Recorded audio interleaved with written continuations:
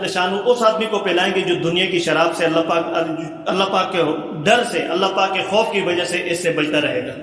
تو ایک تو شرابی آدمی ہو گیا، اور دوسرا آدمی وہ ہے جو والدین کا نافرمان ہو۔ والدین کا نافرمان ہو تو والدین کے نافرمان کی بھی اس رات کے اندر، اس مہینے کے اندر کوئی بخشش نہیں ہوتی۔ حضور اکبر صلی اللہ علیہ وسلم سے کسی صحابی نے پوچھا کہ یا رسول اللہ میرے حسن سلوک کا سب سے زیادہ حقدار کون ہے؟ تو حضور اکبر صلی اللہ علیہ وسلم نے فرمایا کہ تمہاری ماں۔ پھر پوچھا، پھر اس کے بعد فرمایا کہ تمہاری ماں۔ تیسری مرتبہ پوچھا، پھر فرمایا کہ تمہاری ماں۔ چوتھی مرتبہ پوچھا، پھر کون؟ تو حضور اکبر صلی اللہ علیہ وسلم نے فرمایا کہ تمہارا باپ۔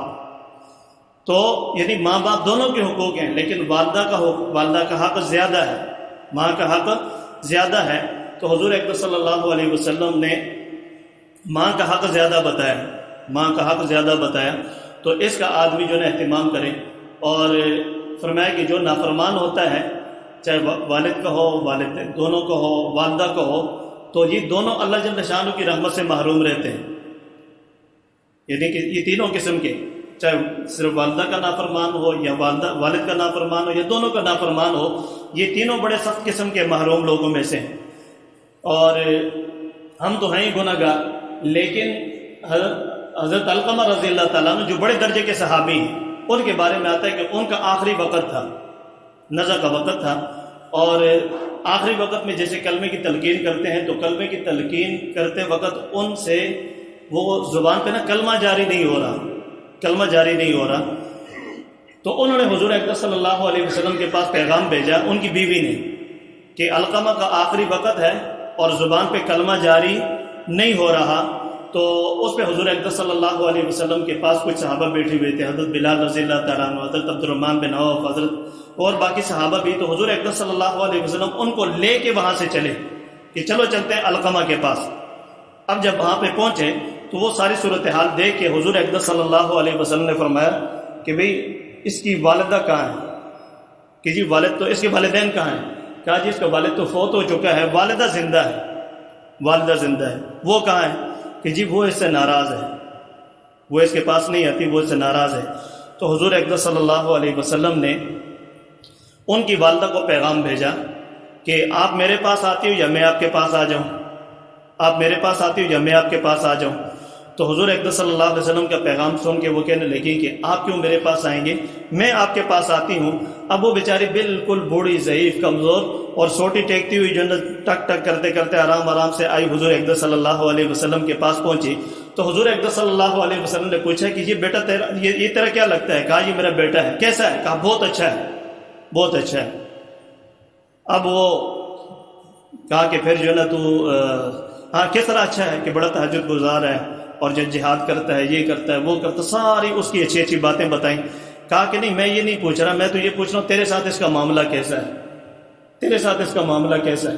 تو اس پہ جو ہے نا وہ رو پڑی، وہ جو والدہ تھی اس کی حضرت علقمہ رضی اللہ تعالیٰ عنہ کی، وہ رو پڑی اور رو کر کہنے لگی کہ یہ اور تو بہت اچھا ہے، لیکن جب بیوی کا اور میرا معاملہ آتا ہے تو بیوی کی بات کو لے لیتا ہے، مجھے چھوڑ دیتا ہے، بیوی کی بات کو لے لیتا ہے اور مجھے چھوڑ دیتا ہے، مجھے جو نا طرح طرح کی باتیں سناتا ہے، میرا بڑا دل دکھتا ہے، تو میں اس بات پہ ناراض ہوں۔ تو حضور اکبر صلی اللہ علیہ وسلم نے فرمایا کہ اس کو ناراض، یہ اگر تو اس سے ناراض ہے تو اس کو معاف کر دے۔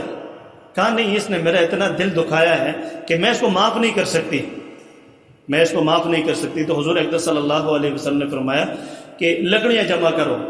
حضرت بلال رضی اللہ تعالیٰ عنہ، حضرت عبد الرحمن بن عوف رضی اللہ تعالیٰ عنہ، باقی جو صحابہ تھے ان سے کہا کہ لکڑیاں جمع کرو۔ اب جب صحابہ نے لکڑیاں جمع کرنی شروع کی تو حضور اکبر صلی اللہ علیہ وسلم سے وہ بوڑھی عورت جو نا وہ حیران ہو کے دیکھ بھی رہی ہے، حیران ہو کے دیکھ بھی رہی اور پوچھ بھی رہی کہ یا رسول اللہ یہ آپ کیا کر رہے ہیں، لکڑیاں کیوں جمع کر رہے ہیں؟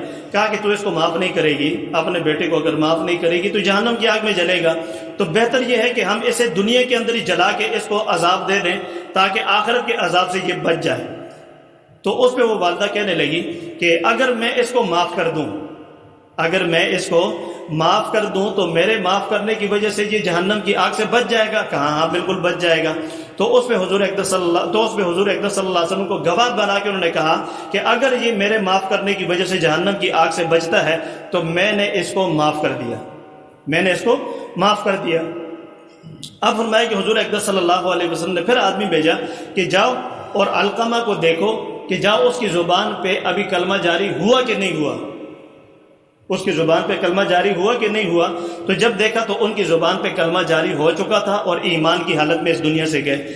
اب فرمایا کہ جب ان کی تجہیز و تکفین کی گئی تو قبر میں اتارنے کے بعد حضور اقدس صلی اللہ علیہ وسلم قبر کے سرانے کھڑے ہوئے اور قبر کے سرانے کھڑے ہو کے یہ اعلان کیا کہ اے مسلمانوں کی جماعت، تم میں سے کوئی آدمی بھی اپنے والدین کا نافرمان ہوگا، اس کے نہ نفل قبول نہ اس کے فرض قبول.